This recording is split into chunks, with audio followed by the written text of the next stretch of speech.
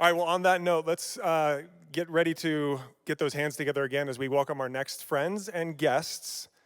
I don't know if I see them in the room yet. Maybe they'll hear me say their names. Oh, there we go. I'm sorry. Sorry about that, friends. Stage right. All right, Brady Sandahl, Gabi Brennesholtz, and Kyle Renke. Please join us on the stage here. This trifecta, they're here to talk about wealth. Gabi Brennesholtz, Director of KW Wealth Community. Kyle Renke with Bigger Pockets. And, well, Brady Sandahl. Thank you. Thank you. Yeah. How is everyone? Yeah, it's good to be back. Year number 3. Hello. So we're going to have a conversation with you, and this will be a bit more interactive than what I think you've had before, because I know we have the beautiful challenge of keeping you engaged after lunch. All right, so let's start off by introducing who you are as humans. Gabi?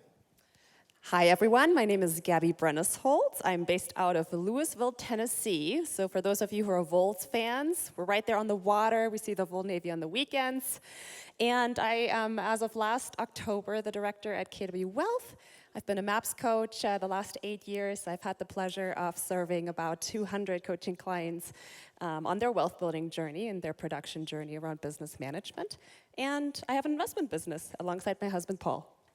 Give us one interesting fact we would not know about you personally that we've all signed the non-disclosure on we won't share. You're really putting me on the spot now, aren't you? Absolutely. Until 2021, my husband and I were full-time RVing, traveling the country and just exploring beautiful parks like Yellowstone all around the Southeast. So we are RV enthusiasts and dog lovers, which I'm sure we'll talk about more later. We will. Beautiful. Kyle? Hey everybody, my name is Kyle Renke. I'm the Chief Operating Officer of the David Green team. That's a real estate agent team based in California. We have a NorCal and a SoCal team. Oversee all the operations and agent training, teaching, coaching with our agents. We have about 40, 45 agents. And then I'm also the COO of Spartan League, which is a real estate wealth building mastermind. If you know the name David Green, he's the host of the Bigger Pockets podcast and my partner in real estate. So I would like for you to define your definition of wealth, what it means, or how would you define it for you, Gabi? My definition of wealth is spending your life accumulating lifelong memories. So whatever it takes logistically to be able to do that with whom I love, whenever I want, that's my definition of wealth. Okay, so it's not driven around the quantitative side, it's driven on the qualitative side, but the quantitative measures will lead to the qualitative enjoyment. 100%. Okay, Kyle, what about for you? How would you define wealth for you? Yeah, it's going to be similar to what Gabi said. To me, wealth is basically the ability to have options and the freedom to be able to choose which options you want. Okay, so again, it's not necessarily a quantifiable number, but it's the opportunity or the options given to you so you can do what you want to do next. 100%, yeah. So, moment of honesty, did your definition of wealth start like that or change into that? Oh, great question. I'll take that one first. Yeah, so for me growing up, I actually had a scarcity mindset when it came to my relationship with money. Money was something that was actually feared in my household growing up. It was something that my parents didn't talk about. I saw my parents fight about it all the time, and it was something that I didn't want to have anything to do with. And I basically bought into the American dream, which is, hey, you go to school, you get a degree, then you get an advanced degree. I walked away from school with basically 2 master's degrees and over 6 figures in student loan debt, and started my adult life with a wife and a kid in a big giant hole. All right, Gabi. Well, the beginning of your life resonates with mine. I was one of those kids. I'm a German immigrant, right? First generation straight off the airplane. And I grew up poor. And my dad was a single dad and raised me. And I was one of those kids that had to wear a key around her neck to find her way home after school because he was working all the time. So I grew up with really no mindset around money other than you have to work extremely hard to make money someday. And so I paid my way through college and grad school, doing all kinds of, I was a music major, so there was no business background or money background. And I just was under the impression that if I could set some kind of benchmark, like become a millionaire someday, or make that $1 million, that would be the ultimate definition of wealth. And that was the first goalpost, really. So initially yours was shifting from that $1 million I need to make money into now I can give back and create, right? So what kind of music are you going to play for us today? I wasn't told to bring my saxophone, so we may have to do those cartwheels and karaoke later on. I love Brady. it. What was it, saxophone? Saxophone, jazz saxophone and woodwinds, yes. By a show of hands, how many would have guessed saxophone? Or German. Yeah, no, Thank I you. didn't. Okay, got it. All right, so I'm going to have the audience take a moment to write down. You don't have to share it. You can hide it. Write down your own definition of wealth. What is your own definition of wealth? We'll take a couple moments to write that down. Remember, it may be quantitative and it may be qualitative, but write down your definition of wealth. And when you've written that down, if you'd raise your hand, I could see where we are in the journey.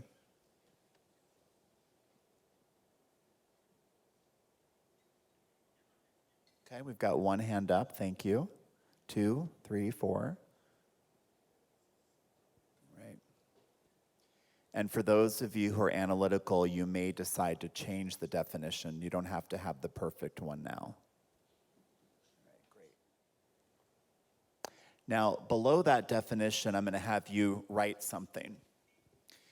And that's what I want you to think about is if you look at the definition that you wrote right now, and then you realize that you could write a new definition, a bigger definition, a more defined definition, but you wouldn't have to worry about the who, the what, or the how.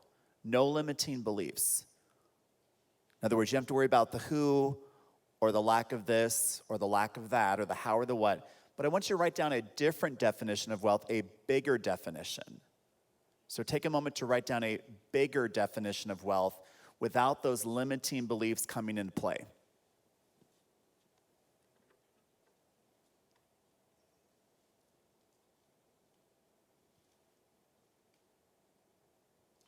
So an idea might be that for those of you who wrote down $50,000 in the checking account, the bigger goal would be to have 50 cash-generating investment properties. Live on the edge, the wild side in Bozeman. All right, show of hands, how many has created their second? All right, a few people. All right, let's go part. So we were talking before and we decided that we would have a 3-part conversation. So part 1 is going to be around how do you create a goal around wealth? Who wants to take that on first? Go for it, Gab. My perspective on goal setting and anything in life is that you really have to have that vision, or as Gary says, to think really, really big in order to fuel the performance or the logistics of how you're going to reach any goal.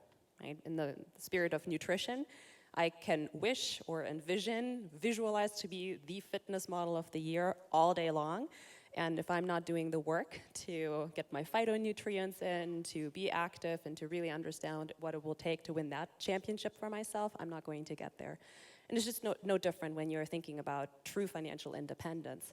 And if you're not clear on what those sets of data or numbers look like for you, then perhaps that first step to create the vision is to start the conversation, not just with yourself, but with an environment where it's okay to talk about money, and with an environment that may include your peers as well as individuals who are 10x, maybe even 100x ahead of you, because those conversations in which you'll find yourself in unconscious incompetence in the beginning will turn into a language you'll learn how to speak the more you learn how to speak it. Well, we grow into those conversations. So the first one is to create the conversation, start the conversation, then identify. Is that first goal always the goal? Or does it change as you keep having conversations? I think it changes weekly. It still does once you think you're clear. I think the danger is when you think you become clear, you realize how much more you still don't know. Kyle? Yeah, and just to dovetail on that, it's okay for your goals to change. It's okay for your goals to adapt. That's kind of how life works, right? And so, like Gabi said, you should be afraid if your goals don't change because everything else around us is changing constantly. So when it comes to setting goals specifically around wealth, I say two things. Number one, determine what do you want your lifestyle to look like? For a lot of people, it could be just jet setting all across the world and living in Costa Rica and doing these amazing things and driving the cool Bugatti. But for other people, it might just be, I don't want to work a W-2 job, or I want to work for myself. And so figuring out that number, right, that lifestyle number that you need in order to get to where you want to go, right? So it could be $2,000 a month. Right? It doesn't have to be this big, giant number. I think the second thing is doing what Gary talks about in the one thing, which is reverse engineering your goals. Figure out what do you want the end to look like, and then laying the dominoes to be able to get there, setting up those milestones or those goalposts that you need to be able to meet in order to get to that final domino.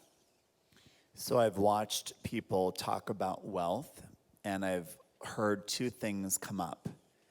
They typically either want more money or they want more time.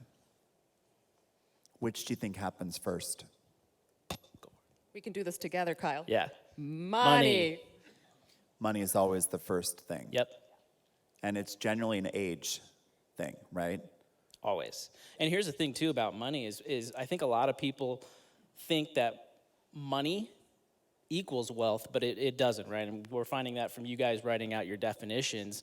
Wealth does not necessarily equal money. And if you look at the research study that Daniel Kahneman did a few years back, they basically, they researched all Americans and found that despite what your cost of living is, where you live in America, maybe it's Montana, maybe it's California, maybe it's Tupelo, Mississippi, but what they found is really the only amount that a person needs to sort of like reach their maximum amount of happiness is $75,000 a year. So they found through research that people that think they can, achieve more happiness by making more money, it actually isn't true. Yeah, and to your point earlier, Kyle, on lifestyle, if you think about your peak experiences at every phase of your life, and phases do not have to be necessarily defined by decades. Yet if you think about when you're at your personal peak performance as a young adult, then as a potentially young parent, and then as a 40, 50-year-old who may want to enjoy cruises, all those stages of lifestyle may require different amounts of cash flow for you to fund those stages. Would it be interesting to walk through how you could create goals for money as well as goals for time? Show of hands, would that be an interesting? Okay, so let's go down that road. So let's go down the conversation first of how could you create goals around or related to money? And then we'll answer the question, how do you create or involve goals around time? So let's talk about the money side first. What would be some good ways you could create goals, not solve them, but create them around money? I'll start because I'm full of things that I love to do that money could help me do more of. I love to foster dogs and be able to contribute to the elimination of euthanasia rates in North Carolina and South Carolina. And so I know that if I want to foster 5 dogs a year and help spay or neuter 12 animals, that's going to come with a price tag. So you took a passion that you had and you quantified that passion and you reverse re-engineered it. Because so it's one you of want to those save fulfilling X memories. amount of animals and therefore it costs X amount of money to do that. And you could do this in all 7 circles, as Gary and Jay talk about on page 114 of the One Thing, right? To really go through what fulfills you in your life and to create quantitative experiences or things that you would love to do in those circles. So step number 1 would be find a passion and fund that passion, the money that you need to fund that passion. And I would add passion, person, purpose. What's another way that you could fund or create a goal around money?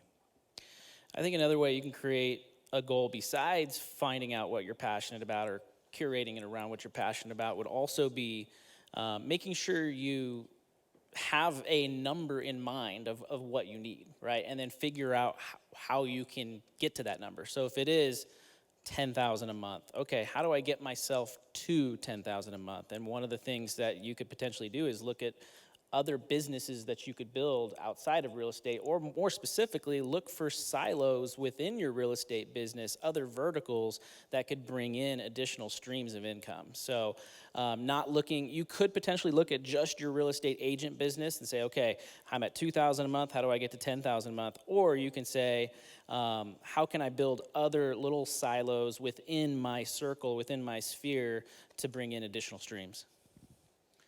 Let's talk about exposure, because some people didn't come from money. You acknowledge that. How could they find people who have money to identify what they could then create for themselves? I think it's basically two things, right? Number one, it's about relationships. We've already been hearing a lot this week how relationships are really the bedrock of the real estate business, and it's the same thing with money. But number two, mentorship. Looking to get around and surround yourself in a community of other people that have wealth. If you want to learn how to be poor, you go hang out with poor people. If you want to learn how to be wealthy, you go hang around wealthy people. And if the wealthy people, if you're trying to break into those circles, look for ways to bring value to them. Maybe you can't bring them monetary value, but you can bring them maybe a certain skill set that they don't have. That was one of the biggest reasons why I was able to get in and work with David Green. Yes, he's my best friend, but even before he got into real estate, I was his website guy. I was helping him build websites. I knew nothing about real estate. I knew nothing about investing, but I knew I needed to be around him more to learn. And so I said, hey, man, I'll create all your websites.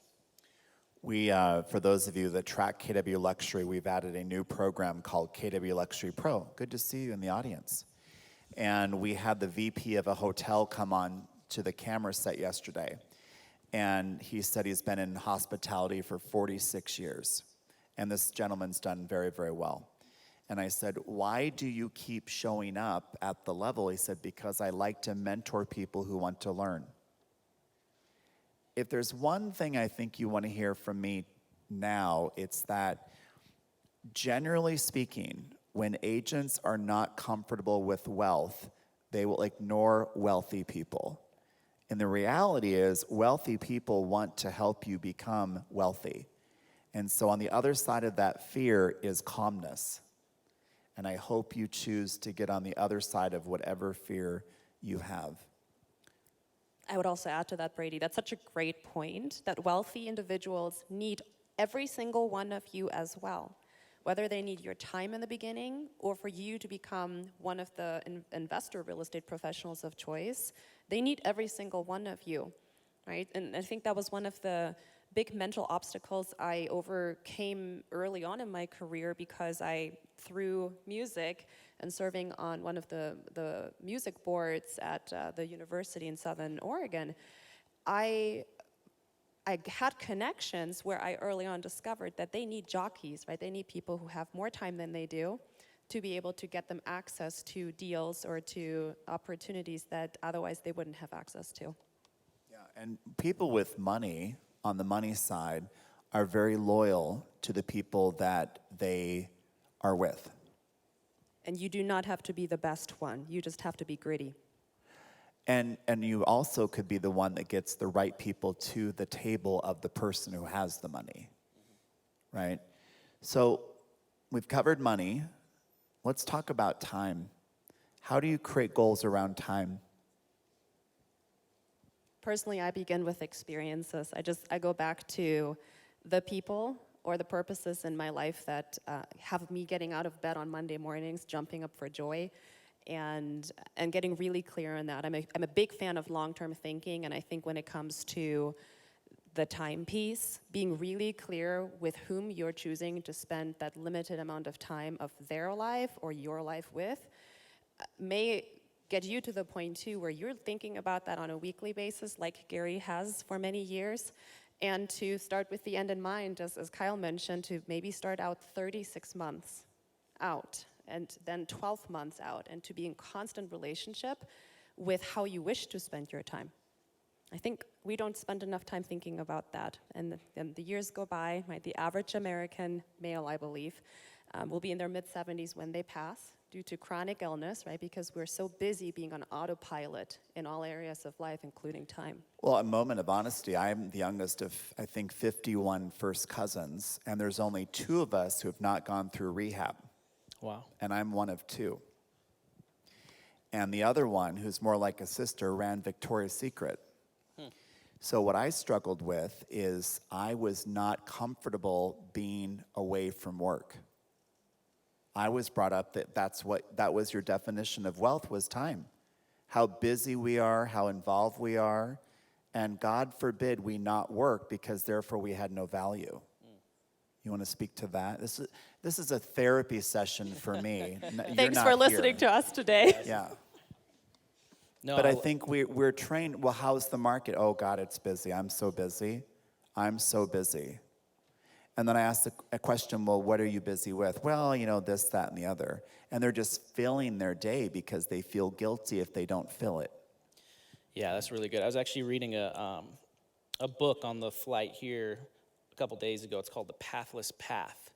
And he talks about that, where the author basically was in business working for these giant consulting firms and looked back after like 8-10 years and had a chronic illness and said, what am I doing with my life? And I think a lot of us do that. And to your point, we do say, yep, how's the real estate market? Oh, busy as usual, right? Running around. But when it comes to setting those goals for time, I think it comes down to 2 things. I think it comes down to passion, number 1, and recognizing that your passions might change over time. Right? And so taking inventory of those passions. Even this morning, I was just journaling. Okay, what are the top 5 or 6 things I like to do and I like to talk about, right? And then the second part is when you're taking inventory of those passions, have some intentionality around them. I always say, you want me to find out what kind of person you are? I can find out by looking at 2 things. Looking at your calendar, because what's on your calendar is what's important to you.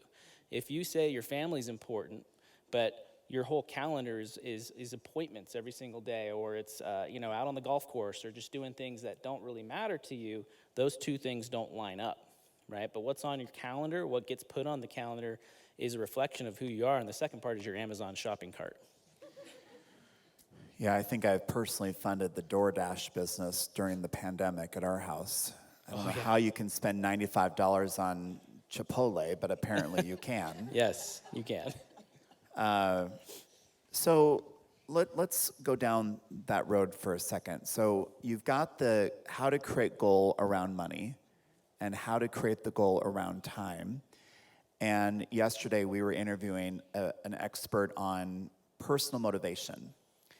And I was corrected because she says, no, I'm not an expert in personal motivation. I'm an expert in identifying to a big idea. And I said, well, tell me more about that. She said, I spent 10 years trying to market people to products and services. And I figured out that I need to help them connect with their big goal, their big idea. And when you have a big idea, you're pulled to that versus trying to push yourself to something that you don't support. And what she said was so good is she says, when I'm running out of time, I have a restart package that I look at. And Gabi and I were talking about that. I said, what is that? She says, I know that when I need more time, I open my book and it's called Restart. And it tells me I've got to go to the ocean for 3 hours. And she literally gets in the car and she goes to the ocean for 3 hours and she resets her schedule and her priorities. And she says, I get more time back. How many of you would like more time back? All right. How far is the ocean from here? I don't even know where I am in Montana. I flew in last night, and she says to me, the Uber driver at 12 o'clock, she said, do you want me to take you out on the town? I said, aren't we in the town? I said, I think everyone's asleep. Oh, no, it gets wild here in Bozeman. You should really go out. I said, I'm good. We're good. So that was part 1, right?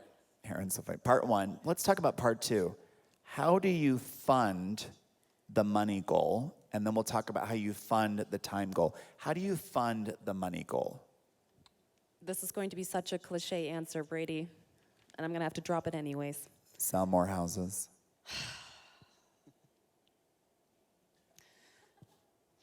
This is the whole class, gang. because the mastery, right, the business mastery of one specific skill is what will actually start and fuel your accumulation of wealth. And when you become focused and concentrated around one thing, diversification of your wealth will happen because of the time you gain back to be able to find the need to make your money work in businesses and other investments. So the one thing. It could be, can you give examples of what those one things might be? So 8 years ago, when I had the pleasure of onboarding as a MAPS coach, the one thing for most of my clients at the time became, how do I become a full-time agent that has the capacity and mental strength and skill, of course, to sell 75 to 80 homes with some administrative help. Now, this is not in your price point, Brady. I know that things change once you add that decimal. Yet, you know, in my land... The tax situation changed since in California. Yes, it does. That in the beginning, 51%. yeah, that would be a one definition of how an agent, right, becomes masterful at their skill set, at their concentration. And then the next level of that mastery may turn into becoming a business owner, so that, you know, when you think of, how many of you have read the Cash Flow Quadrant? Robert Kiyosaki are familiar with it? Okay, great. So you may be familiar with the visual of the 4 quadrants, right? And a lot of business owners in real estate unfortunately stay in that quadrant of self-employment forever, right? Because the definition of that is the moment you stop making the phone calls and doing your follow-up, that may be the moment in time when you no longer have money coming in, right? So to move from that transition from the S quadrant to the B quadrant is some of the greatest journeys that I now still get to help my self-employed individuals with. There's a level of fear, at least it was in my head, that I was going to produce income. I was going to sell a house and produce income, which I have kind of mastered that. I sell one home every day. That is different than I'm going to go invest in something for passive income, because the perception is I can't control that. And I have control issues. No one else does, I know. I do. So when you think about that one thing, it could be real estate, right? But what are some other ways to fund a monetary goal that wouldn't be around selling real estate? Yeah, I mean, there's a couple ways, right? So investing in real estate is obviously, in our world, one of the best options, right, when it comes to investing in assets. And if you look at the way that the market, the economy has changed over the last decade, real estate remains a very strong long-term investment strategy, and specifically when it comes to the fact that you can control some parts of it, right? You can, if I were to buy some stock in Apple today, I gave my money and I gave it to them, there's nothing else I can do, right? At that point, it really is out of my control. But if I were to go buy a property in, say, Bozeman or Kalispell or Missoula, there are certain things that I can control, right? I can control what I purchase it at, because I make that decision. The seller may or may not give it to me, but if I buy that thing undervalued, now I have an opportunity to inject some value, some more control that I have, right? So real estate is one of the few assets out there where we actually have control. We can control what kind of strategy we want to use. I want this to be a short-term rental like an Airbnb, or I want this to be a mid-term rental, which is like a 30, 60, 90-day lease to traveling nurses, or it could be a long-term rental to tenants that stay there for a year. So the cool thing about real estate investing is you really have a lot of different options around it. So I want to, go ahead. May I pounce on that as well? I love that you went straight to, right, building your asset base, because that is truly, it is going to be the step for you to build wealth. Although wealth building in the beginning is not necessarily going to create cash flow, right? So as a real estate business owner, if you've been operating under the traditional mindset of, right, I list a house, I help a buyer, I earn a commission, perhaps a couple of other ways for you to think about your income is how to increase that, right? So if you're not currently wholesaling or wholetailing or finding ways to partner with private money to flip properties and get a larger slice of that pie in real estate, retail sales, that may be a hierarchy you might want to start thinking about as well, so that your $12,000 commission may turn into $30,000 of profit. Well, you've dropped some technical terms, so let's wind back for a minute. So We know we can sell more homes, and we know we can buy more property.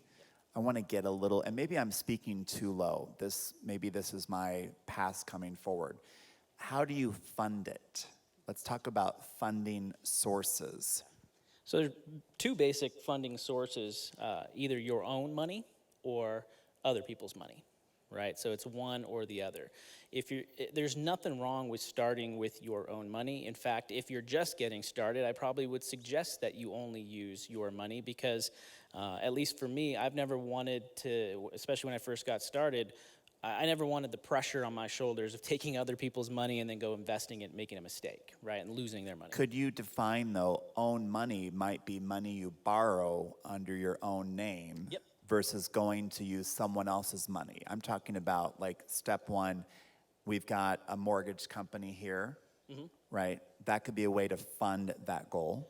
Absolutely. The bank's money is always great. Yeah, so if you want to borrow money from the bank, and the cool thing is there are a ton of different loan products that you can get as an investor, specifically if you're buying in the residential 1 to 4 units. So there's such things like DSCR loans. Those are debt service coverage ratio loans, which basically is just a big word for the bank really doesn't care about your credit score or your debt to income ratio.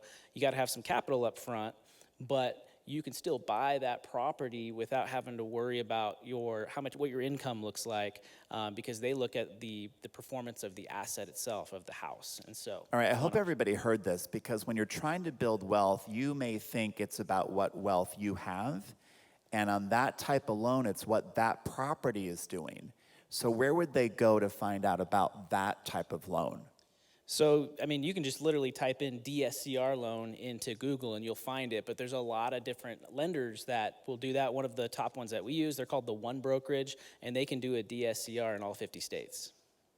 I would have everybody write that down. DSCR, and then the One Brokerage? Yep. The onebrokerage.com? Yes, the onebrokerage.com. The One Brokerage. ONE. ONE. Yeah. Got it.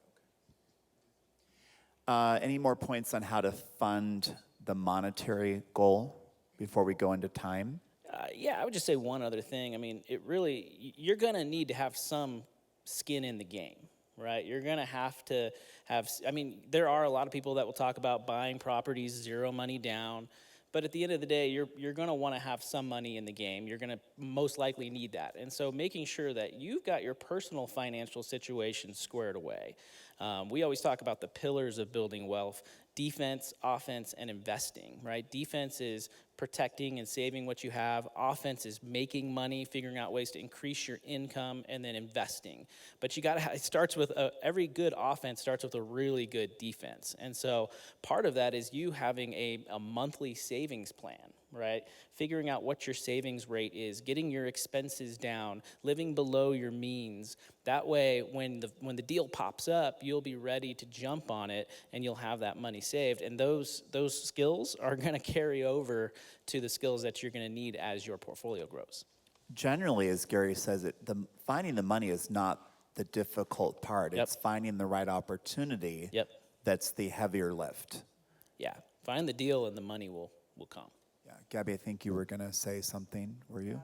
I have 5 lanes open now based on the brilliant nuggets that Kyle is dropping, of course, as well. Thank you. The idea of lead flow, once you get really, really clear on your buy box, or the buy box that your investors want for the short-term, mid-term, or long-term investment that they're seeking, keep in mind that time, money, and influence are going to be your 3 legs to wealth building. And if in the beginning you have very little money because your personalized investment savings account has 10 grand in there, after you have 3 to 6 months of personal savings for your business and for your personal life in order, then maybe that's the only 10 grand that you might be able to invest into the next or the first deal with a partner. Maybe that partner is at a different peak phase of their life, and they have retirement accounts that they would love to self-direct and get a higher rate of return. And maybe they have had money sitting in a savings account because they live a very busy W-2 job, and they don't have time to think about what to do with that money. So it's just debt, right? It's just sitting there. Every single one of you knows one of those types of individuals that is waiting for your phone call once you're clear on the criteria of the returns that they would love to have and the criteria that, more importantly, you'd love to have for your investments. So for those of you taking notes or following along, there are 3 things she wrote: time, money, and influence.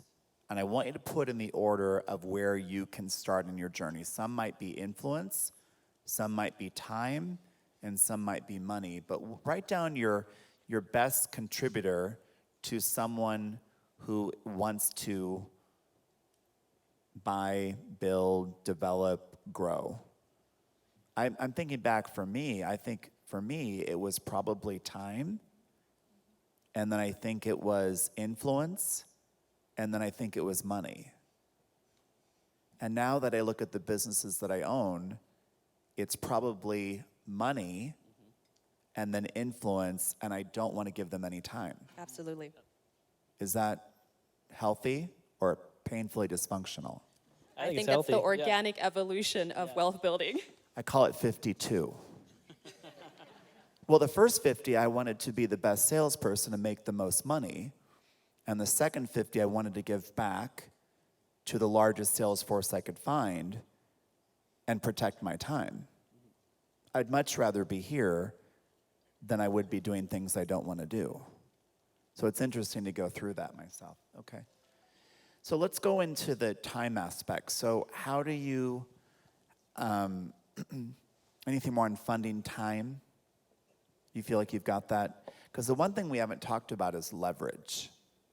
And one thing that keeps going on in my head from Gary is every successful person is highly leveraged. Not so much from a financial side, but from a human capital side. One of you went down and spent the weekend at one of my houses, and he and his wife were, I think, surprised that I was only with them for one meal, but the concierge was with them the entire way. Well, she's amazing. I don't want that job. I love that they love the house, and I love that they love the beach, and she gave them that experience. I couldn't give them that experience. So you have to find people. So let's talk about leverage. I want to talk about your beach house, Brady, but we'll talk can about do that. leverage next. and that's just it, right? I make up that when you're really clear on your values, put your money behind that. What I mean by that is I used to be the person, right, growing up in a household where I cleaned the house, I helped Dad with all the cooking, with all the gardening, anything that needed to be done, that I thought that I had to exchange my time for anything in the household. And then I, built a big real estate business and realized that that's the absolute last thing that I would want to do when I come home on the weekends. So the first thing that a wealthy person will do is to buy poor people's time, right? It's one of the things that Gary says. So what I wanted to do on the weekends was to pet my dog and to, be outside. So I started to trade that off, right? And that's the human capital. You just want to be clear on how much your time is worth. And when we go back to the qualitative side of your life is, cleaning the house or washing your car, although my husband loves washing his car. But are those things that will fulfill you? If they don't, put your money behind that leverage so that you can focus on becoming a master of a skill set that can help you live a bigger life. So my mother is part German and part Italian, so there's a tight schedule with a lot of hand gestures. So Germans are very defined. There's not a lot of grayness. Did that shift over the course of time? And my husband, first of all, would still agree with you. Yeah. That's very much the case. And absolutely it is. But that's also because, right, as life progresses, new experiences and new people and new models of how you wish to live your life will enter your life, right? And those are new formulas. If I can stay scientific and German for a moment. You can, because you're German. You're going to do that. That will inform new math equations of how you want to spend your time. Going back to what I said earlier, right? Your life is really just, it's all a series of numbers. All a series of numbers. So fall in love with numbers. And really know your math equation. It's only yours to keep, and there's not going to be any judgment. Yeah. And if you're not good with numbers, leverage that out too. That was a big aha for me, is I really thought that I needed to protect all the numbers of the different businesses. That is not That is not my mojo. Yeah, and you know what happens when I protect my numbers? I'm just going to stick with the wealth and the health theme, right? Because your body's your temple. I start gaining weight. I have to pay somebody a lot of money to make me go somewhere to do something I don't do at home, which I could, for 45 minutes 3 times a week. I have to. Yeah. Right? It's the same thing if with your money. If you Yeah. don't know how to get to those equations, find mentorship. So this next part of the conversation is for those that have built up some level of wealth, whatever wealth is to them. How do they protect it? Who do they need to be connected to protect it and grow it? There's a lot of different ways. How much time do we have? Yeah, for protecting your wealth, right? Sunday at 11 a.m. Here we go. So, again, I would say surrounding yourself with the right people and the right team. So the first person on that team is going to be yourself. So making sure that you have the right decision power in your life to make the financial decisions that are right for you, figuring out the difference between a want and a need, right? Because it's very easy when money's flowing in just to spend a lot of that money, and all of a sudden that money's gone, you never see it again, and you're now moving towards your goal a lot slower. But also surrounding yourself with the right people. A really good insurance agent is going to be great, because all it takes is one lawsuit, God forbid, to kind of tear that thing down, but also making sure you have a really good CPA that's going to be able to protect the money, especially in real estate where our income is self-employment, is through self-employment. That can get very, very expensive very quickly, right? When you see your taxes going out every single year, you have to figure out how you can best protect the money that you have, because once that money's gone, you're not going to see it again. You're always running some kind of family office, to be clear. Whether you have $100 in your savings account or $100 million in assets in a portfolio, you run a family office, and it's either going to be highly dysfunctional, like what I used to do with my receipts. I had this really cute shoebox, and I would stuff everything in there, and then once a year when tax time came, is it just me? Okay, I have some honest individuals in the group. Right, once a year, you'd meet with somebody who would file a tax return and then hope for the best, right? It's a way to run a family office, just not an effective way. Could you define family office? Because I don't think everybody knows what that is. A family office is going to be your financial wealth team, right? And that can consist of the bookkeeper, a banker perhaps, your CPA, your financial advisor, your tax advisor, your trust attorney, your tax attorney, right? And in the beginning, these individuals may be a party of 2 plus your spouse, right? Because in the beginning, that is your family office, your core. And as your wealth journey progresses, right, that group of people, just like it is the same way on a mega team, will be diversified, because you have to bring in more and more specialists, right? And one of the things, the conversations we have at KW Wealth is that these stages of your wealth building will likely, again, it's just a milestone, this is not black and white, will progress at about every $5 million of net worth that you add into your life. Because at those rough benchmarks, right, there are certain things that happen that will require for you to set up your entity structures and your net worth protections in different ways. And it's important that you start building, like getting out of the shoebox mentality and to start building those entity structures, those LLCs, right? Those conversations early on, so that you don't have to undo a lot of potential mistakes that you make early on when you don't surround yourself with that tribe, with that mentorship. It's a lot worse, actually, to having to undo. It's much more expensive, too, than to set it up correctly from the beginning. So I've learned through John Maxwell there are 4 reasons people make a change, which may cause you to make a change in your own wealth building strategy. One is they've been hurt. So we'll talk about that unfortunate thing called divorce in a second. The second way is they've seen something that they like. So maybe they've seen someone who has something more that they want to have. The third way is they have learned that they can have something. They don't have to be like what they were, but they can live like they want. And the fourth is they've received something, call it wealth or time, that allows them to make a change. We all know that we typically do something when we're more in pain than we are working towards pleasure. So how important is it to plan for that divorce or plan for that death? I would say expect that to happen from the very, very beginning and have an exit strategy in mind for when that happens. Have a resolution strategy if you're partnering with somebody, or if you're going into business with somebody that's new to your life. Make sure you have the end in mind and expect that it'll most likely happen. And then I would also say when it comes to pain, just get used to embracing the pain that's going to come. Don't avoid it, because the more we avoid the pain, the more mistakes we end up making. So I would say get comfortable with pain and use that as a growth point, as opposed to getting mad at it or getting upset. Well, I think, we can put on our rose-colored glasses and not think about a personal relationship or a professional relationship going through divorce.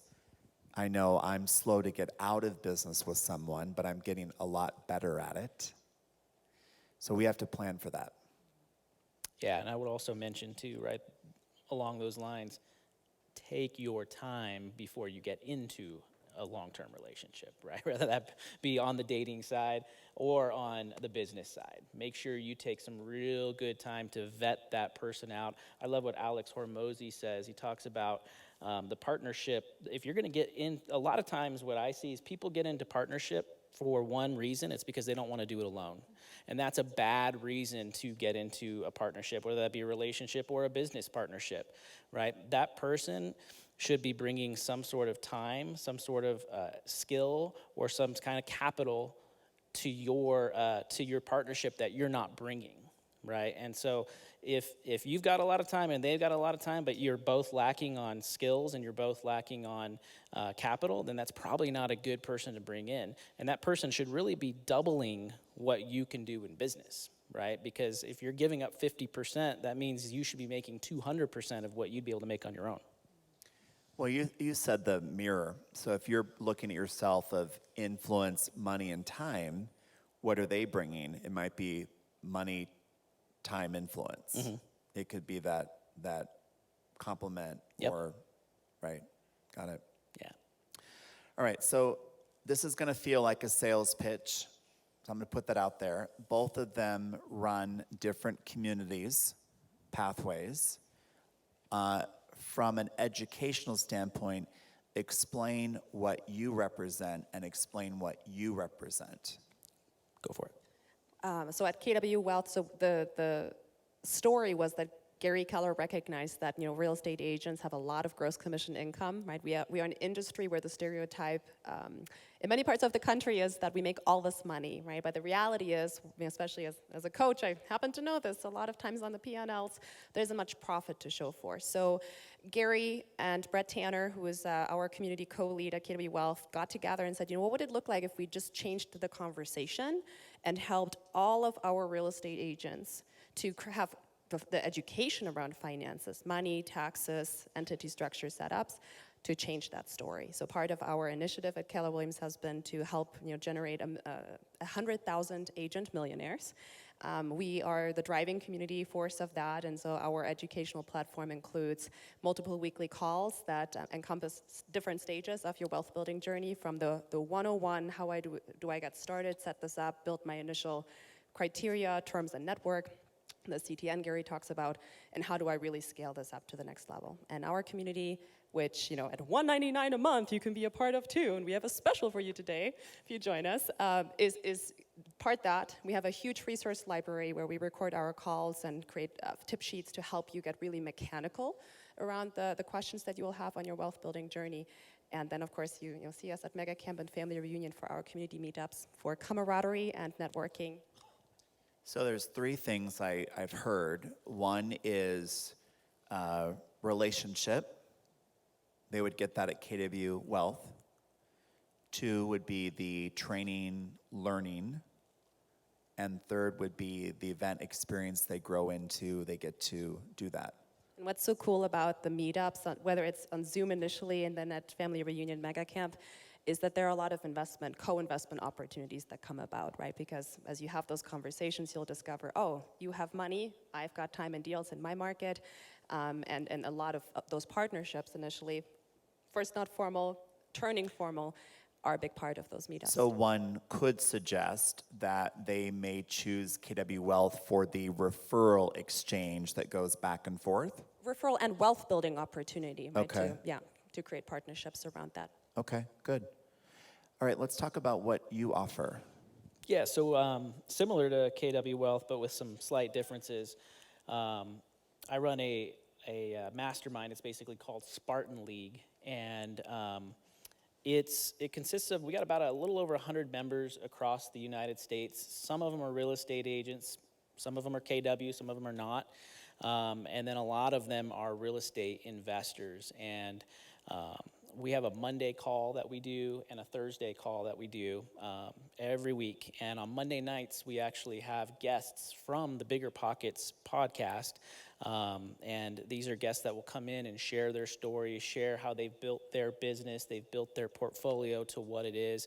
And it's cool because you get a little bit of everything. You get everything from RV parks to people who invest in commercial real estate to running an Airbnb business. And so it's pretty cool. And the neat thing is you get to come in, and it's not just an interview where you passively engage, but it's an active engagement where you can push in and ask them questions. And then a lot of times our members get to know these people afterwards. And then on Thursday nights, that's a little bit more action-oriented, a little bit more accountability-based, and that's around the defensive principles that we talked about and the offensive principles. And so we talk about ways to budget hack, ways to save money, and then we also talk about ways to increase your income, ways to build your business, how to scale your business, how to run the operations of the business. And then we also have retreats that we do in person, and so we're going to be holding a retreat at the end of July in Fort Lauderdale, Florida, and that's with David and myself and our other partner who helps run his loan team. And that's a pretty neat experience. We've had a few of them already, and it's literally like a campfire experience like this, but usually with about 20 or 30 people, and we get really nitty-gritty into your life goals and how we can help you get there. All right, so I'd like to go back to the very first goal that you set, that you wrote down, and I'd like for you to figure out, to have that goal become reality, do you need time, influence, or money to make that reality? Time, influence, or money to make that reality. And then look at the second goal, the bigger goal, and say, well, is it the same? Time, influence, or money? My guess is it might be money or influence for that bigger goal, right? Yeah. Okay. What else do you want to share before we open up to questions? The word execute really comes to mind.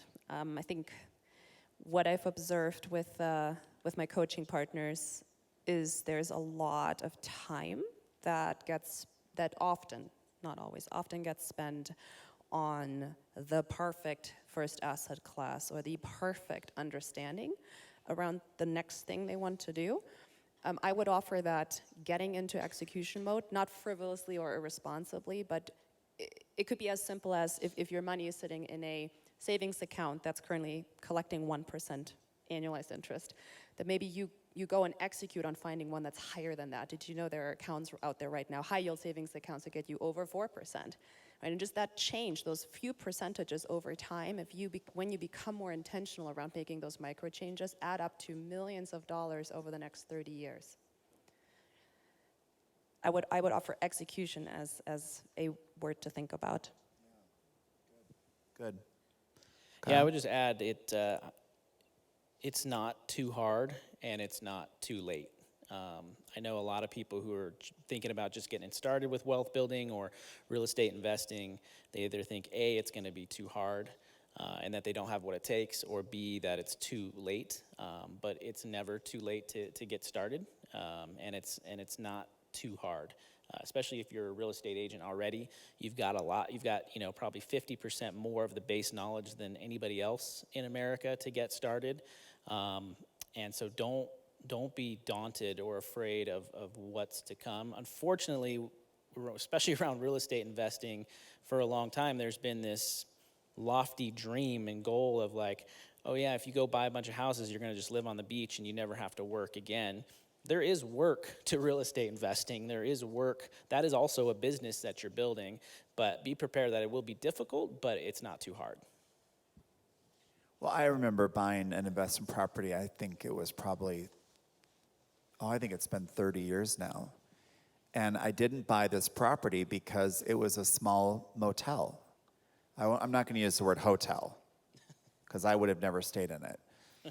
But I didn't want to buy it because I didn't want to worry about the toilets and the can't use my remote. I didn't realize that you should have leverage to protect you from that pain, right?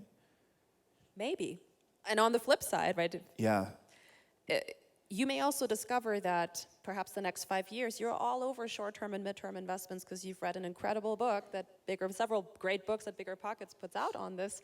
And so you get started because you understand the criteria and terms of the investment. You know how to find and source that deal, and you want to be the jockey, and then 10 houses later you realize, oh my gosh, if I get one more request for Q-tips in the middle of the night from my Airbnb guest, I'm going to shoot myself, because that was me. And then you realize, well, what other asset classes may there be that could have similar returns or better returns that would require less of my time based on, again, my values? One of the things I've learned from KW Wealth is the idea you can 1031 into the oil right business. Wild. Yeah. I mean, I felt embarrassed not knowing that. Or you can partner with somebody who is extremely passionate about short-term rentals, and they become your jockey. At KW Wealth, we call the asset manager our jockey. And in my world now, I can get 20% cash-on-cash returns on Airbnbs by cutting a check. Wow. I love that. Yeah. What questions do you have for the two of them?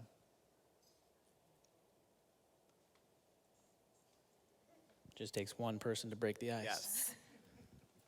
I cannot see because of the lights. I'm not sure who that is.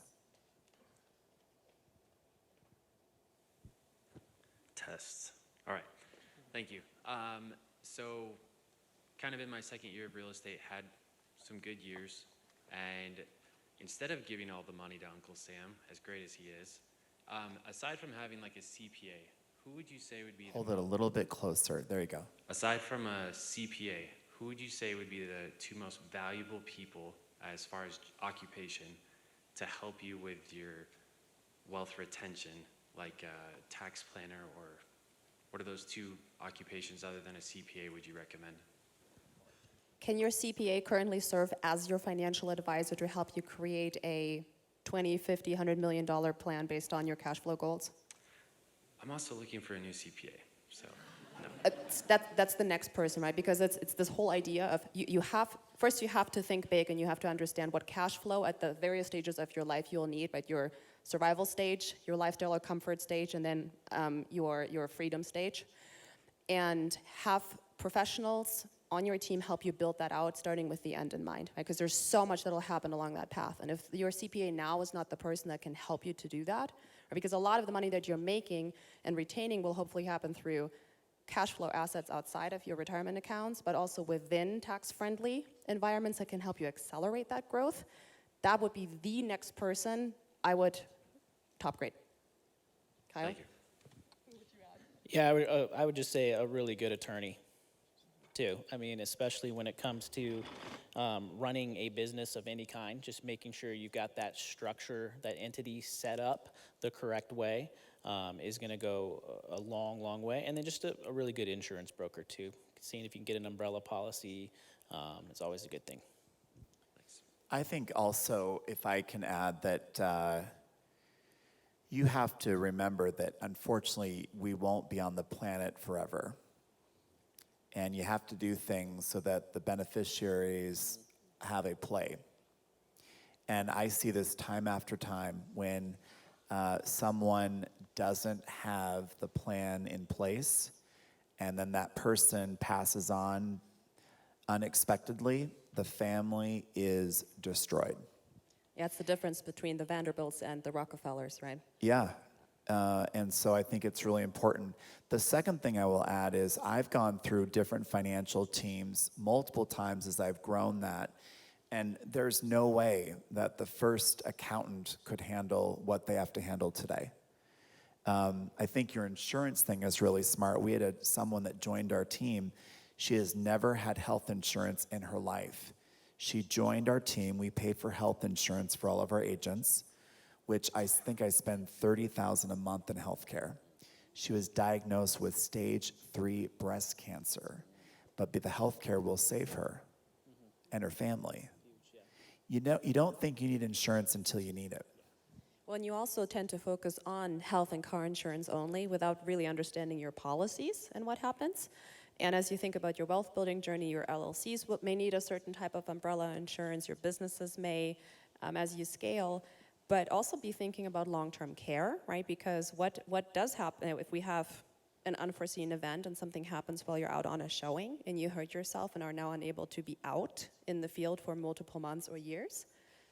We've all known friends that have been out, right? Long-term care may be something, disability insurance. Yeah, and the third thing is I would really go with the 5-year plan and let the talent you're interviewing understand where you want to be in 5 years and have them show you how they've helped other people get there.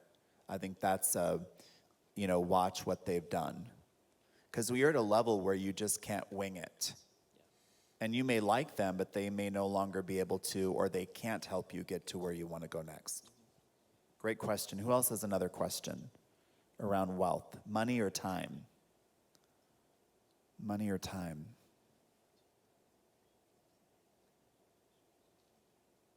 So quiet. Thank you. We've covered it all. Before we give the mic back, because I think we're 30 minutes ahead of schedule, which is good. Any final questions? Any final words you want to share? How do they follow you? KW Wealth or Spartan? Sure, yeah. Oh, Go ahead. oh. The young man that went to the beach house for the week. It was beautiful. Yeah, Kyle, question for you. You had mentioned DSCR loans, and I know you guys are based out of a more also expensive market. What types of things, or how are you determining the decision of, okay, I need to either just make more money and stay and look in my market for opportunities, or like where I'm currently at, I need to not focus here and shift my focus elsewhere into other markets or opportunities within the investing realm? I love that. It's such a good question because that is a conversation I have with real estate investors literally every single day that will call me. I'm a real estate agent in the Bay Area, and I'm a real estate agent in the Sacramento area. I'll get people calling me for Sacramento properties, and they say, Kyle, should I invest in Sacramento or should I invest in Cleveland? Right? And these are maybe doctors that work in the Bay Area, and they've got a lot of money that they want to invest. And it really, the question you should be asking yourself of should I invest in my own backyard versus out of state is really cash flow versus equity, right? In a perfect world, when I ask people, what do you want? Do you want cash flow or do you want equity? They always say both, but you can't always have both, right? And so I ask them, what is the reason that you're looking for cash flow? Well, I read it in a book, and it's important to get cash flow. Well, that is a good thing, but do you need cash flow? Well, no, I'm a surgeon, and I make $800,000 a year.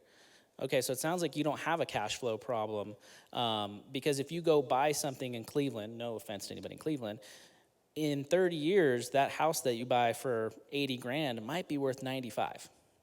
But that $450,000 house that you buy in Sacramento in 30 years could be worth 800, right? And so knowing the difference between what cash flow gives you versus what equity gives you, but also recognizing that there is something to be said about investing in your market. You know that area, especially if you're a real estate agent that works in that market, right? You've got a unique advantage. So I'm a huge fan of investing in your local market if it works, but if it's an expensive market and you're looking for cash flow, then you probably want to look at a less expensive market.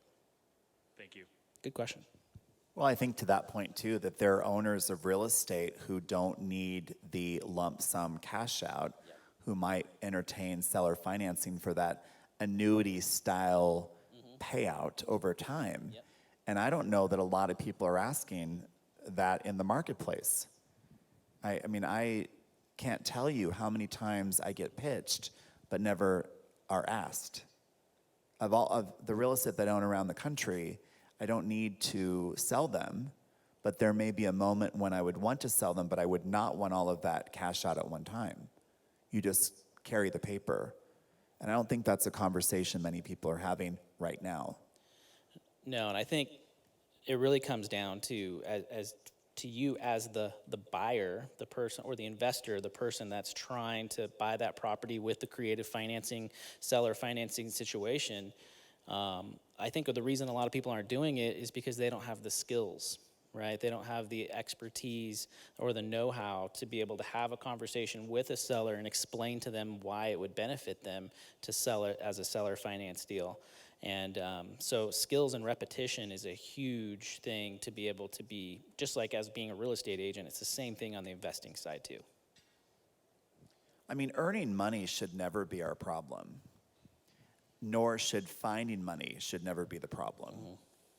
But that sometimes starts as the problem, right? And then when you have it, it becomes how do you protect it? Yep. And how then, after you've protected it, how do you move to make sure that you're not giving the state of California for those beautiful highways that we have in the state of California and those beautiful parks. Yeah. Other questions? Yes. I first need to ask you if this is inappropriate or not. I have clients that own a couple lots in San Mateo that are landlocked between the railroad tracks and the water, and it's become an area that they're not allowed to do anything with the lots essentially. And there was a large developer involved who his entire thing got shut down, and he sued the county and got his millions of dollars back. But there's several privately owned lots, and the folks that own them can't do anything with them. And they were investments, you know, they were properties that they had planned on selling down the road. And I don't know if it's okay for me to ask you how to help somebody in something like that, or if it's just there's no recourse for the private landowner, the little guy. But it seems like you guys would be the ones to ask. So I have actually connected with an agent in the area that we've referral partnered before, and I haven't heard back from her. But I just thought that maybe I would throw it out there and see if you had any guidance. So if I understand correctly, you have a client or potential client who's bought some vacant land that's in some type of community. Well, my clients, I don't know why this isn't on right now. My clients are technically in Flathead County, but they also own lots over in San Mateo County. And they bought them years and years and years ago. And then this non-use thing happened through the county a long time after they had purchased them. And because it's an investment type property and there's no use for them, they're landlocked now, essentially, because of the way it's been laid out there. I just thought I would ask you because you've got so much in both arenas, California and the investment side. I know where my head goes, and that is a real estate attorney, but I may not be the right counsel for that. What do you think on that? Yeah, I would start with a real estate attorney and figure out what the highest and best use of that land is for, what it's zoned for, what can be done, what can't be done. I know, San Mateo County especially is a difficult county in terms of development, but I would try to figure out what it can be used for, and then from there, and that's kind of hard to know because it could be anything, figuring out, okay, what kind of buyer would we be able to target for this? Do you know how long they've owned it for? I couldn't tell you the exact number of years, but it's been quite some time. There's nothing you can do with it now. The county literally restricted all use except for maybe occasional foot traffic. It's almost as if it's a preserve or something of that sort at this point. And when you said real estate attorney, then I would ask you for your recommendations, if you know anyone in that area.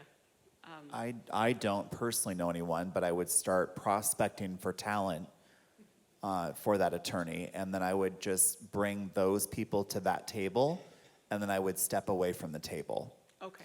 Because you don't want to get involved when we can't do that within our jurisdiction of our license. Okay. And candidly, we don't know where that will go, but what we do know is if you put your focus on something else, that will generate something beneficial for you. Okay.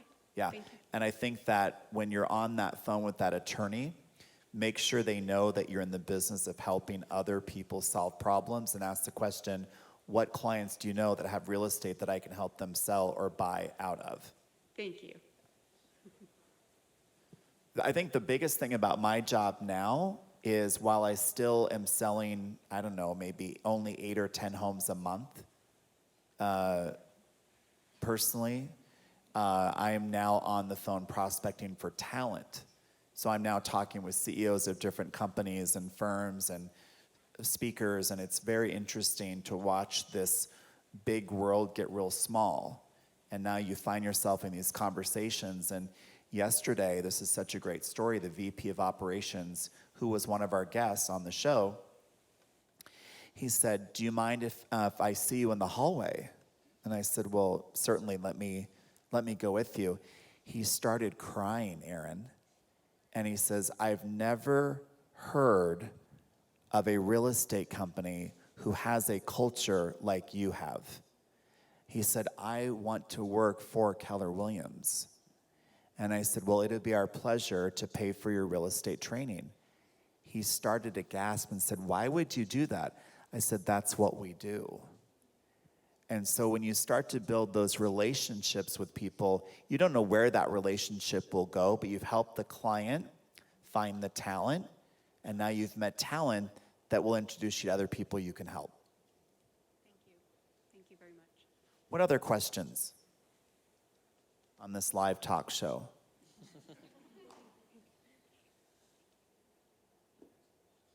Are there any questions or comments we didn't bring up that you wanted to discuss? Share? No?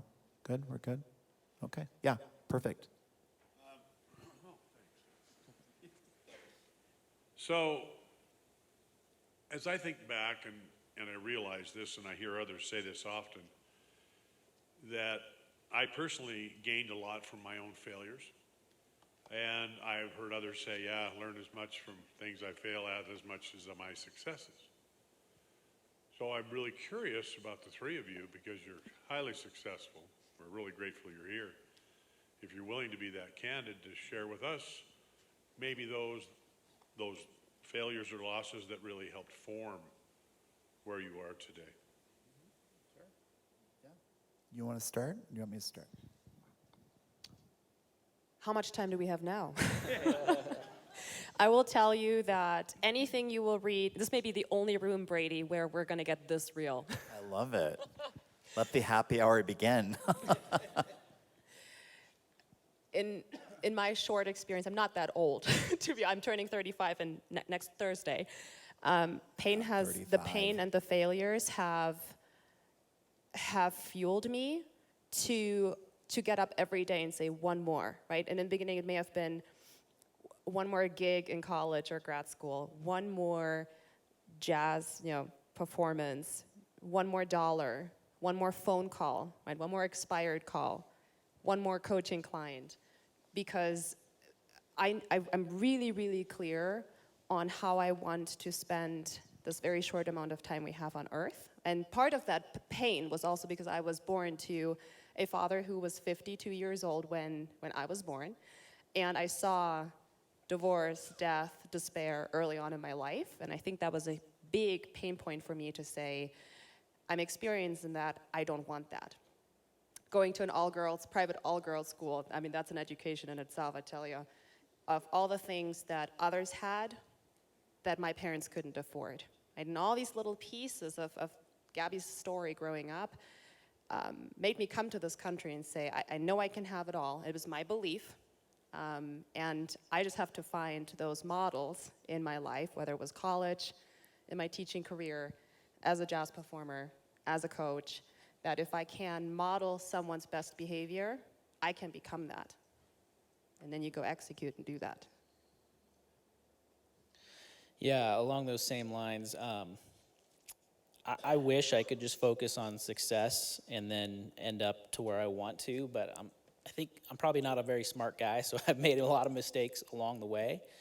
But it is those failures that have shaped and helped me to mold who I become today. Growing up, pain was something that was to be avoided in my household. We swept everything under the carpet that was bad because all we had to do was we had to just look good in front of other people and appear like we had it all together. So now I teach my kids, pain is a good thing, it's not your enemy, right? Failure is a good thing, it's not your enemy. And so we've even adopted the mindset of putting our kids in a school that focuses on failing as much as you can, failing your way forward.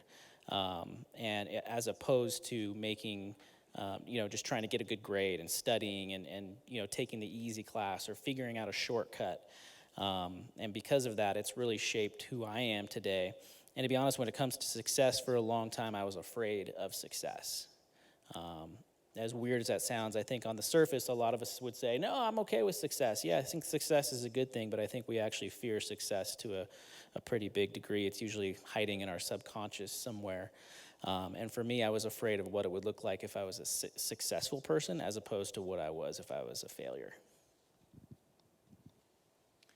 I think I remember as a young child at age 5, having a belief that I would be able to influence a lot of people at some point in my life. And I think where I failed is I didn't bring more people into my life earlier. I felt that I was the only person that could run that play. And that was reinforced by being really the only boy in the family and the youngest of 51 cousins who could not get in front of anyone and say anything because I was scared to death, who was the shyest and most conservative person in the family, who didn't want to talk to anyone at any event. And then they reinforced that, my parents, because they put me in a swimming pool and said, well, just start there and then go down there and then go down there and go down there. Well, if you're swimming, you don't talk to people for 4 hours. So you reinforce being on your own island. And then as you start to become successful at 21 and 22, and you work for a billionaire named Bill Gates at 25, and you're VP of a company at 28, your 28-year-old friends are not doing the same thing. I had no friends. No friends. I had acquaintances, but no friends. So the failure for me was not bringing people into my life soon enough. And that happened from a qualitative side, and that happened from a quantitative side. I was not prepared to make the amount of money that I've made. And the financial team was the wrong team. And the other way that I failed is I did not get rid of people that I needed to get rid of. I was in a relationship for 5 years. I would walk home and that person was having time with someone else. And so I didn't trust people. Dated an alcoholic, didn't trust that person. I dated men and women my whole life. I've dated everything under the sun. I could write a book. I could do, what is that show, White Lotus Season 3? There you go, yeah. But I didn't trust HBO. people. And then when I had people in my life, I wouldn't get rid of them. I would just ignore them.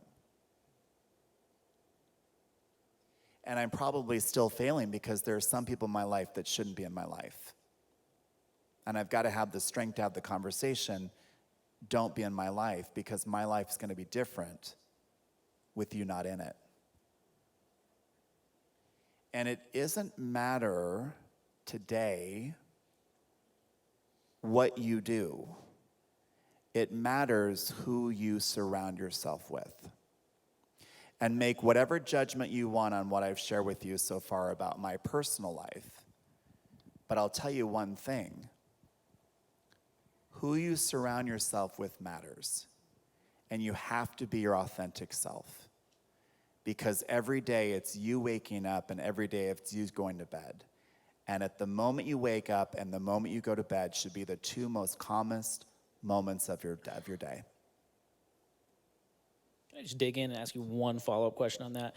So whether that be in relationships or in business, when you've had to either let go of people or they've let you go, they quit or whatever, moved on, what did you do to maybe open yourself up to the future of potential relationships? Because I know a lot of times when somebody gets left and, somebody quits on them, they say, well, that's fine, I just want to go do it all by myself anyway, and they become a soloist again. What did you have to do in order to get yourself to that point?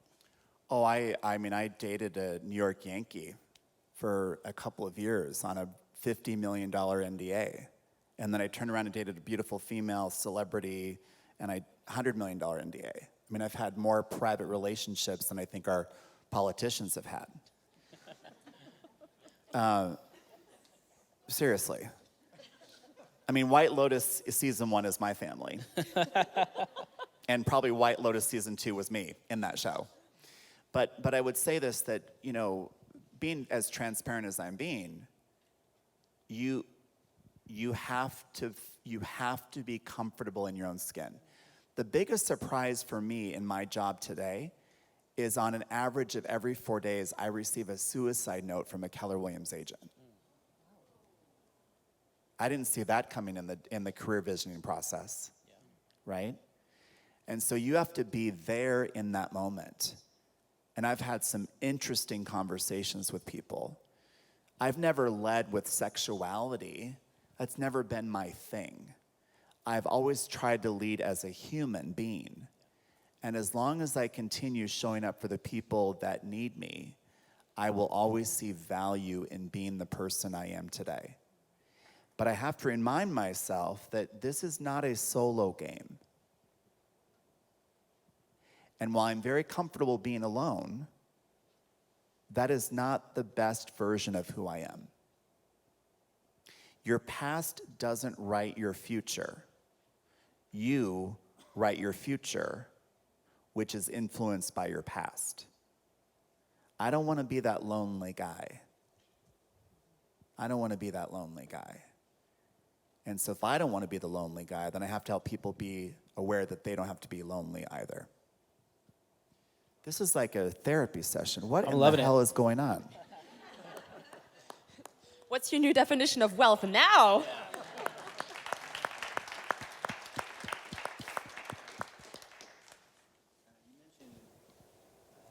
Your success, and I didn't think I had the problem either until recently.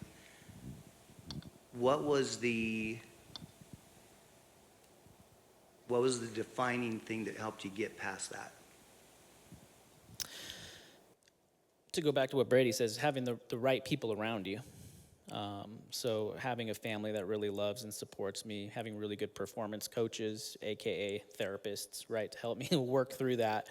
I think that was probably the biggest thing. Having other people tell me that they will still love me, they will still be there for me if I become successful. Because my fear of success was that I was going to ostracize myself from my family, from my friends. And I had a fear of surpassing my dad was my biggest thing. I never thought I could live up to his shoes and the things that he did. And so I subconsciously kind of held myself down for a long time. And so being able to have authentic, vulnerable conversations with people in my life about that really opened it up. Still something I'm working through to this day, right? Because we all have our kind of automatic tendencies that we can go back to. But for me, that was the biggest thing, was being able to sit down and have like real conversations especially with family, which is really hard to do. I would say my biggest fear in life remains not being good enough, and that was driven by being raised by my late single dad, and him just having really high expectations for the sake of me living a bigger life than the life that I think he knew he could only provide with what he had at the time he had, the money that we didn't have. And so growing up with that, it was a dependent relationship because of my, the child in me wanted to please my dad. And it's turned into what is still a dependent relationship with the people in my inner circle in life of wanting to take care of others, because I still have this very hardwired mentality of it's not going to be good enough unless I can take care of my people and my dogs or my causes. And that pain is real. a huge fan of not putting pain in that shoebox and putting it away, but acknowledging really what has created the pain in your life and working with that, because that amplifies your superpowers. And I think also who you really are at your core. I think for me, the greatest fear, I don't really live in fear, but I would think the way to answer that question is we try really hard to relate to other people, and we'll do everything we can to try and relate to them. And if we can't relate to them, we start to play head games. And a relationship is not how you relate to them, but how do they allow you to relate to your authentic self? And I think my fear would be to lose that insight and realize that who you relate to, it's really about how does their behavior and their activities and their persona allow you to relate to yourself. And the thing I love about this company is this reminds me of being back at Nordstrom, where it really isn't about the real estate. It's really about being the best version of yourself. And oh, by the way, we happen to sell a lot of homes. We're good? While that's coming, I just wanted to say I really appreciate you all being that vulnerable for us. And I think part of the intimacy of this setting allows that more. But it's very meaningful. And yeah, I'm just really grateful. Thank you. Thank you.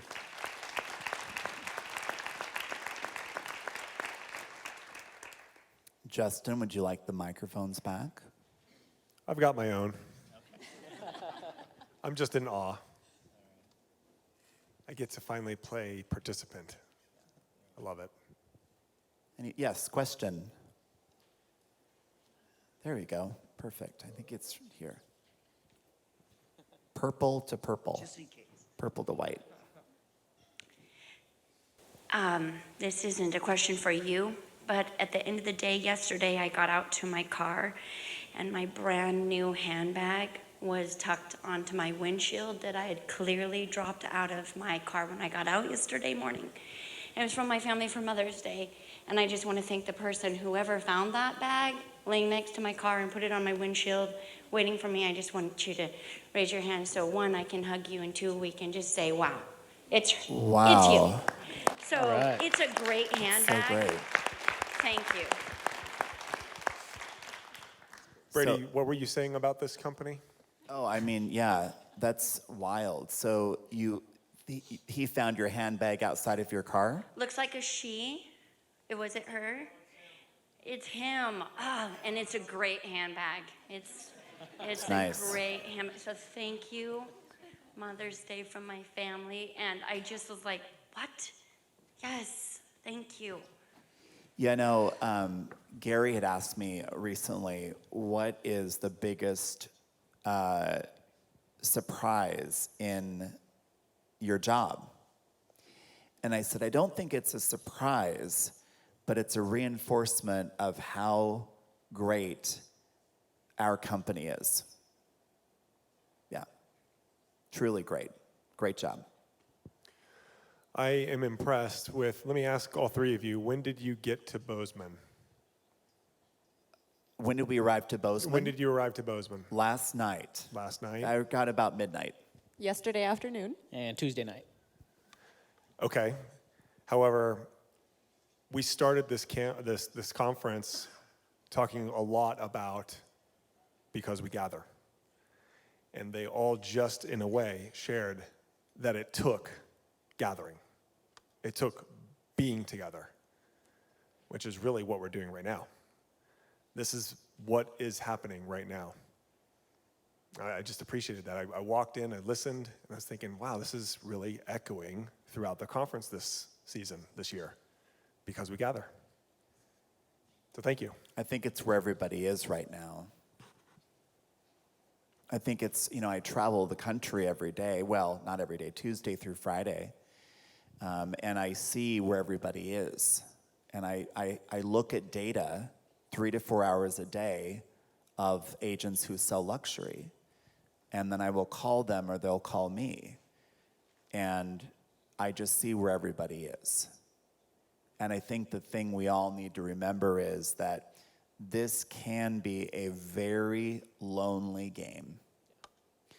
And the moment you feel lonely is the second you need to lean in closer.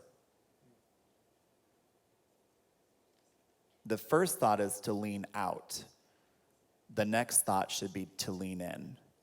And so whether you choose to lean into the community that you're building, the community that you're building, the community that I'm building with Caroline, the point is you lean in. Because the one thing you have to recognize is what we do is highly repetitive. There's nothing really very new about it. And who you're in business with matters the most. Well, on behalf of us, thank you for being with us today. Let's show them some love.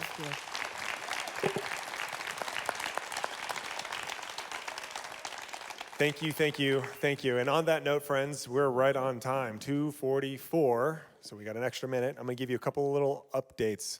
Aaron Knoll, are you in the room? Aaron Knoll? Aaron Knoll is the humble photographer that snapped that photo and granted Montana Camp the access or the opportunity to print it. Isn't it beautiful? And I love the buffalo. So he is also here with his equipment, and if you want a really awesome group photo with your team, with your tribe, with your friends, or with total strangers, people that maybe now are friends, he's willing to grab a photo of you in front of that backdrop if you're interested in this break. 3 o'clock begins our breakouts down the breakout hall. That's the last day of breakouts. We have the KWYP Mastermind with Gabi Brennesholtz at the very end of that hallway in that room. And then we also have Accidentally by Design. I'm sorry, I got that backwards. Accidentally by Design with Kristen Francis is at the end of the hallway, okay? And all of you were emailed her pamphlet. It's in your email. And then the YP Mastermind with Gabi Brennesholtz is in the room right before that one down the hallway. Later we have another training with Aubrey it's simply titled Where There Is Smoke. And 5 o'clock is our happy hour right here in this room, your chance to shake hands with all these wonderful vendors and sponsors who helped make Montana Camp happen. Yes, let's give them some love. And they have some real treats for you, including $500,000 in available grant money for your buyers so that they become more competitive in this marketplace. So I'm going to challenge you to find out who's got that money and go, well, it's kind of obvious. However, go talk to them and see how you can partner with that, get your hands on some money, and help make your buyer's dream come true. So, hey, Montana Camp, thank you so much. Thank you, this panel. Where are you, friends? Thank you so much. Let's give them one more round of applause, and then we're off to breakouts.